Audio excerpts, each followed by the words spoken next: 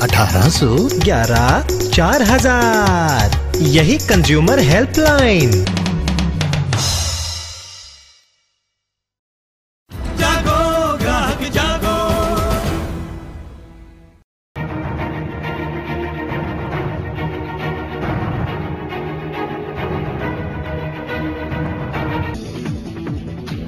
All right, let's get straight into that big story that has been in the headlines over the past few weeks, that of the deaths in that Jodhpur hospital. A new report says IV fluids alone were not responsible for the post-delivery deaths of 17 women at that hospital this year. The report from the Central Drug Laboratory in Kolkata that NewsX has access to says another drug used on the pregnant women, as well as the infusion sets used to inject the drugs, did not conform to the required standards. It's only now that the state drug controller has asked the Umaid Hospital in Jodhpur to stop using the rejected lot of medicines. Weber Verma now joins us for more details on this story, including what was found by that lab in Kolkata. Over to you, Weber. Well, take a look at findings of this lab report. First, the report points out use of biotocin and an oxytocin injection that prevents blood clotting after delivery, and says the sample was not of the standard defined in the Drugs Act of 1940. It describes the drug as a colorless liquid having suspended particles that can be seen with the unaided eye, and says it does not conform with respect to description. Secondly, it brings up the infusion set use, Triflex, saying it too does not conform to quality standards as required under the Drugs Act. It describes the infusion and the various elements required: a closure, piercing device and protective cap, drip chamber, flow regulator and needle in sealed packing. But again, it points out that it does not conform to claims with respect to sterility tests.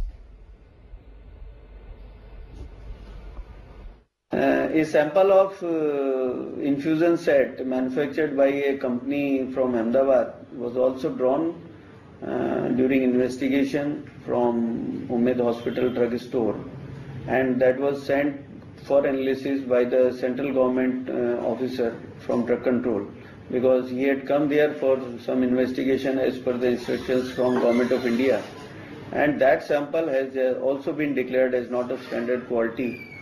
So we have asked the superintendent of Umaid Hospital not to use that particular batch. All right, Weber Verma getting us the details there of of what actually that Kolkata laboratory found. Let me also go across now to Rishabh Gulati, who joins us from our newsroom for more on this story. Rishabh, all along we've been saying that it was IV fluids that killed these women. Where did this new set of data suddenly come in from? Well, it seems clearly that this mismacking of a cover-up job at work, Pierre. Take a look at what the hospital authorities have been telling us so far, and this is what we know. They've told us that it was contaminated IV fluid that led to hemorrhaging in the 17 victims. But it turns out that it wasn't just that. This lab report says that it was the infusion sets which were being used. Those were also contaminated, as well as the drug biotocin. So the infusion sets used to administer the drug as well as the drug biotocin. It wasn't just the IV fluid. So while the authorities have been quick to blame the IV fluid and end the story right there, it seems that there are two more factors at play, and the companies that are manufacturing these are still in business. Pierre, is back to you. Rishabh, many thanks for that. Now, all of this evidence points actually to a bit of a cover-up. Take a look at what hospital authorities have been telling us so far and what we now know. Initially, hospital authorities told us that the contaminated IV fluids had led to hemorrhaging in the 17 victims. As Rishabh was telling you, it now seems it was not just the IV fluids, but also contaminated medical equipment. More shocking is the fact that the companies that manufactured both these killer products are actually still in business. There's been no action taken against them. On the one hand, there's those drug infusion sets on the left of your screens over there, those syringes and tubes. On the left, the drug itself, biotocin, which was administered after delivery to stop blood from clotting. The tainted infusion sets came from Safeguard Surgicals in Gujarat. The drug Biotocin comes from Nitin Life Sciences, a company in Punjab. No action, as we mentioned, taken against either of these companies. Vishal Baristo, our correspondent from Rajasthan, now joins us on the phone line. Vishal, this new information coming in, indeed, finally, some sort of clarity on what it was that killed those 17 women. Well, it would be too premature to say that some sort of clarity, because every now and then new cases are coming up, new things are coming up, and it was said to be contaminated glucose. Now they're saying that it is the substandard IV set, and also some infection in the biotoxin injection. But surprisingly, the Chief Minister of Rajasthan, Ashok Gehlot, who's representing Jodhpur in the Assembly of Rajasthan, has no answer. He was in fact trying to run away from NewsX's question as to who is responsible and what is he trying to ensure that nothing happens like this again. And Ashok Gehlot says that it's an old issue and he has nothing to say on it. So it's a very bad state as far as health in Jodhpur, health status in Jodhpur is concerned, because 16 women have lost their lives and still the mystery continues. Earlier it was contaminated glucose, and now they're saying IV set and biotoxin injections. So every now and then new things are coming up. There are new revelations every day. Vishal, thank you so much for getting us that update over there.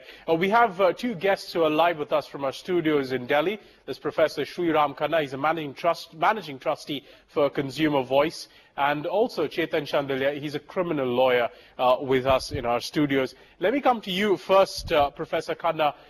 Tell us a bit about what can be done right now as far as these 17 families are concerned to get justice. These families will have to mourn not only their deaths, but they'll have to mourn the state of medical services being administered by the state government of Rajasthan in particular and the Union Ministry of Health in general. There is no law relating to medical quality services and investigation when things go wrong. It is left to the individual citizen to file cases with the police or go to consumer courts asking for compensation. That's an interesting point that you bring up over there about not having a law as far as medical cases going wrong is concerned. Let me put that point to Mr. Chandelier, who's a criminal lawyer with us from our studios. What action can be taken legally against these companies which manufacture these defective products? See, this is a matter of manslaughter.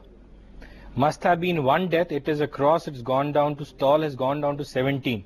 Immediate arrest, and this is a case that must have gone under section 304A of the Indian Penal Code. Immediate action and immediate arrest must have been to the people who is concerned in making, production and everything. Immediate action. There has been a lot of delay which is fatal, and this should go to the fast track acknowledgement by the state itself. Immediate. Mr. Chandelier, do you know of precedents to this kind of case? See, it is one death. It is not there. It's been subsequent 17 lives have been lost in this. So the main thing is that if we talk about policy of lowest tenders, that has been done in this case also, if I see, and that is because of the reasons the people have died. That is what. Mr. Shah, let me come across to you, Professor Khanna, on that note. When you look at cases of medical malpractice, what's the best that these families can now hope for, given what you've seen? Yeah. Like the Honorable Counsel has said, it is the police of the city that should have actually registered challans under the sections he's talking about, causing death by some action. And the companies responsible and the people in charge of those companies should have been arrested and challaned. Unfortunately, when anything happens in the medical arena, there are several conflicting judgments of the High Courts and the Supreme Court which say that in case of medical negligence, you must have expert evidence before you can file a challan, which means you have to have lab reports, you have to have opinions of doctors, conclusively giving evidence showing that these deaths have been caused by. Now, this is a police sub-inspector in some thana where the hospital is located. He does not have all these experience. He does not have access to this information. So he is dealing with it like it was a murder with a knife. He does not have either the training or the ability to put together this evidence to prepare a challan. Absolutely. And that is why a Consumer Voice, whom I represent, is the consumer organization based in New Delhi, is saying that there has to be a specific law, a special law covering medical malpractice, medical negligence, and actions arising out of medical, issues, whether they are doctors or paramedical. Professor Khanna, I'm sorry to interrupt you, but we're running out of time, and I'm afraid we have to leave it there. But that really is the scary thing, as you were saying. Thank you, Professor Khanna and Mr. Chandelier, for sharing your expertise with our viewers. The scary thing, as they were mentioning, is that this case really has no precedent. There is no law to protect you from medical malpractice, and that means you could be the next one suffering. It stands to reason that several hospitals and chemists may have brought that same drug and infusion set used in that hospital in Jodhpur. Authorities have still to track down the tainted batch. The findings of the lab reports have not even been shared with local hospitals or drug makers to put them on alert.